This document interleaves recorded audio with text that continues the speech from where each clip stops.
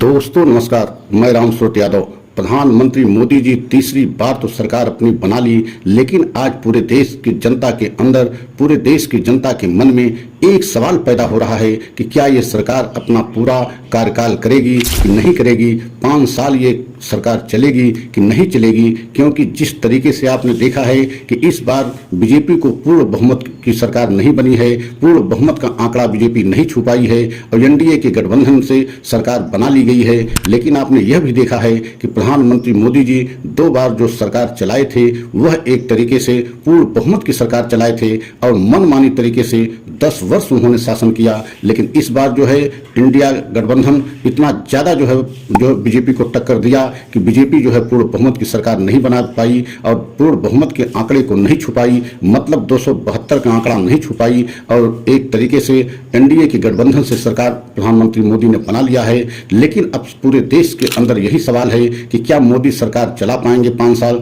या नहीं। क्या उससे पहले ही प्रधानमंत्री मोदी जी, मतलब बहुत पहले यहां तक आशंका की जा रही है कि प्रधानमंत्री 1-2 महीने या 3 महीने के अंदर प्रधानमंत्री मोदी की सरकार गिर सकती है।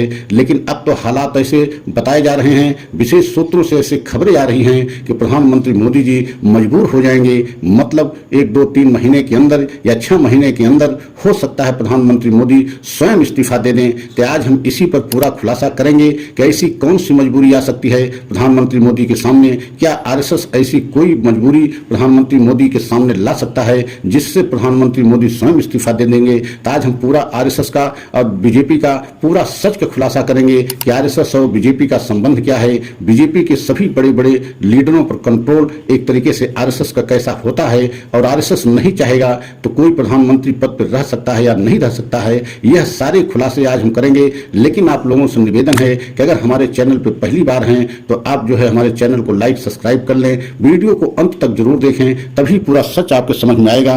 तो सबसे पहले आपको यह जानना बहुत जरूरी है कि आरएसएस की वजह से बीजेपी का जन्म हुआ, मतलब एक तरीके से माँ बाप की भूमिका में आरएसएस हमेशा जो है रहती है और आरएसएस जैसा चाहती है वैसे बीजेपी एक तरीके से जो है राजनीतिक काम को करती है। और आपने देखा भी है कि आरएसएस कभी भी सीधे तौर पर जो है सरकार में भागीदारी नहीं करती, लेकिन बीजेपी का पूरा कंट्रोल आरएसएस के हाथ में रहता है और आरएसएस ही माँ बाप की भूमिका में रहता है। लेकिन आपने देखा है जब से प्रधानमंत्री मोदी ने 10 वर्ष प्रधानमंत्री रहे तो आरएसएस की किसी तरीके से बातों को एक तरीके से मानने से इनकार करते रहे और यही कारण है कि अब आरएसएस और बीजेपी में इतनी ज्यादा तलखी बढ़ गई है कि आपने देखा है कि जो भाषा या जो बात विपक्ष हमेशा 10 वर्ष करता रहा और बहुत सारे आरोप जो है बीजेपी सरकार पर विपक्ष लगाता रहा, लेकिन जो है बीजेपी कभी मानने के लिए तैयार नहीं हुई। लेकिन आप सोच नहीं सकते हैं कि अगर आरएसएस वही भाषा बोलने लगे, आरएसएस उसी जो है भाषा में जो है आरोप आलोचना बीजेपी के करने लगे, खासकर प्रधानमंत्री मोदी की आलोचना करने लगे और प्रधानमंत्री मोदी को और बीजेपी सरकार को अहंकारी बता दे, घमंडिया बता दे, मतलब 10 वर्ष शासन जो है बीजेपी ने एक तरीके से अहंकार में किया, क्योंकि आरएसएस ने खुले तौर पर एक तरीके से संदेश बीजेपी को दे दिया है कि बीजेपी अहंकार की वजह से इस बार जो है पूर्ण बहुमत की सरकार नहीं बना पाई। और एक तरीके से मणिपुर की घटना को लेकर के जिस तरीके से मणिपुर में 1 साल से मणिपुर में दंगा फसाद हो रहा है और मणिपुर में अशांति फैली हुई है, उसको लेकर के आरएसएस ने जिस तरीके से प्रधानमंत्री मोदी की आलोचना की है, प्रधानमंत्री मोदी को आईना दिखाया है, उससे पूरी बीजेपी बैकफुट पर पहुंच गई है। क्योंकि बीजेपी अब तक जो है विपक्ष के नेताओं को जो है जवाब देती रही और विपक्ष के नेताओं को झूठा करार देती रही और राजनीति करने का आरोप लगाती रही। लेकिन जिस तरीके से अब आरएसएस ने बीजेपी पर हमला करना शुरू किया है और खासकर मोदी पर हमला करना शुरू किया है, उससे बीजेपी एकदम असहज हो गई है। क्योंकि अब किसी तरीके से बीजेपी आरएसएस पे हमला नहीं कर सकती और आरएसएस को कुछ भी जो है सफाई बीजेपी नहीं दे पा रही है। तो आप समझ सकते हैं कि पूरे देश में इस समय आरएसएस ने किस तरीके से बीजेपी को एक तरीके से पूरे देश की जनता के सामने पूरी बीजेपी की पोल खोल कर रख दिया है कि बीजेपी ने और खासकर प्रधानमंत्री मोदी ने और बड़े बड़े नेता बीजेपी के सब जो है अहंकार में डूबे रहे और अहंकार की वजह से उनको उनको जनता इस बार जो है पूर्ण बहुमत की सरकार नहीं बनाने दिया। अब बीजेपी के बड़े बड़े नेता और खासकर प्रधानमंत्री मोदी स्वयं कभी विपक्ष को जो है परवाह नहीं किए और विपक्ष को कभी तवज्जो नहीं दिए, जबकि विपक्ष की एक बहुत बड़ी भूमिका होती है। और विपक्ष कोई बाहरी नहीं, अपने देश के और देश की जनता के लिए विपक्ष आवाज उठाता है। तो आप समझ सकते हैं कि किस तरीके से आरएसएस ने अब बीजेपी पर हमला करना शुरू कर दिया है। ऐसा लग रहा है कि बीजेपी पर जिस तरीके से आरएसएस हमला कर रहा है और जिस तरीके से मोदी की नीतियों को लेकर के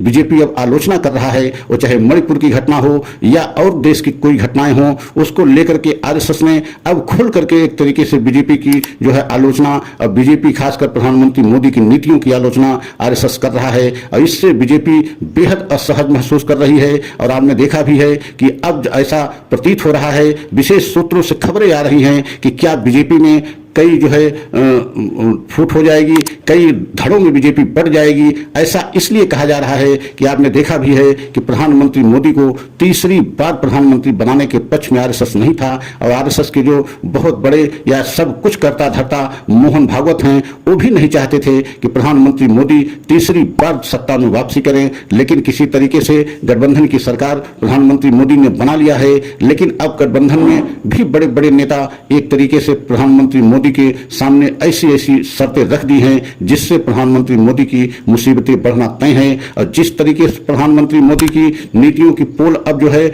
आरएसएस पूरे देश की जनता के सामने खोल रहा है, उससे तो लग रहा है कि बीजेपी में कुछ दिन के बाद प्रधानमंत्री मोदी इतने मजबूर भी हो सकते हैं कि स्वयं इस्तीफा देकर के सरकार से अपने आप को अलग कर लें। क्योंकि आरएसएस अगर इसी तरीके से बीजेपी पर हमला करता रहा और खासकर प्रधानमंत्री मोदी पर हमला करता रहा कि प्रधानमंत्री मोदी के अहंकार की वजह से, प्रधानमंत्री मोदी के घमंड की वजह से जनता इस बार जो है जनादेश दिया है और विपक्ष को मजबूत करके जो है संसद में भेजा है कि आप वहां अपनी बात को मजबूती के साथ कहें। क्योंकि प्रधानमंत्री मोदी अगर विपक्ष की ताकत कम रहती है तो उसको किसी तरीके से तवज्जो नहीं देते। और यही कारण है कि आरएसएस ने स्पष्ट तौर से कहा है कि ये प्रधानमंत्री मोदी के अहंकार की वजह से जनता इस बार उनको ऐसा जनादेश दिया है और विपक्ष को मजबूत करके भेजा है कि विपक्ष अपनी बात को मजबूती के साथ जो है देश की जनता का सारे सवालों को संसद में रखे। तो आप समझ सकते हैं कि बीजेपी के लिए आने वाले समय में जितना मुश्किल विपक्ष से है और जितना मुश्किल उनके गठबंधन के दलों से है, उससे कहीं ज्यादा मुश्किल प्रधानमंत्री मोदी को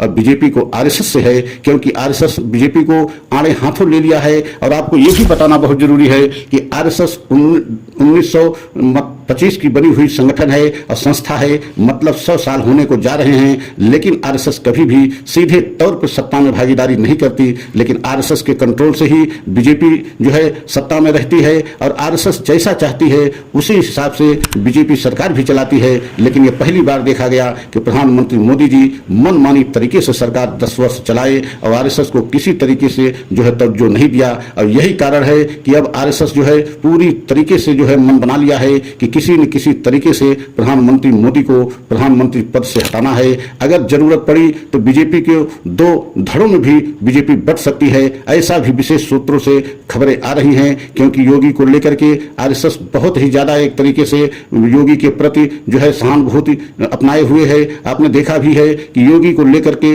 आरएसएस हमेशा ये कहता रहा कि जो है योगी एक हिंदू के बहुत बड़े नेता के तौर पर उभर रहे हैं। तो क्या ऐसा आने वाले समय में लगेगा या देखने को मिलेगा कि योगी ही सबसे बड़े जो है आरएसएस के जो है चाहने वाले नेता बनेंगे? और अगर ऐसा हुआ तो सबसे बड़े जो है आरएसएस के तरफ से योगी नेता बने तो आप समझ सकते हैं कि आने वाले समय में क्या बीजेपी 2 धड़ों में भी बढ़ सकती है। जिस तरीके से आरएसएस की तरफ से विशेष सूत्रों से खबरें आ रही हैं, अगर ऐसा हुआ तो बीजेपी 2 धड़ों में भी बढ़ सकती है। तो अगर हमारा ये वीडियो आपको अच्छा लगा हो तो लाइक सब्सक्राइब करें और कमेंट के द्वारा अपनी राय हमें अवश्य दें। अगला वीडियो पुनः लेकर के आएंगे। जय हिंद, जय भारत।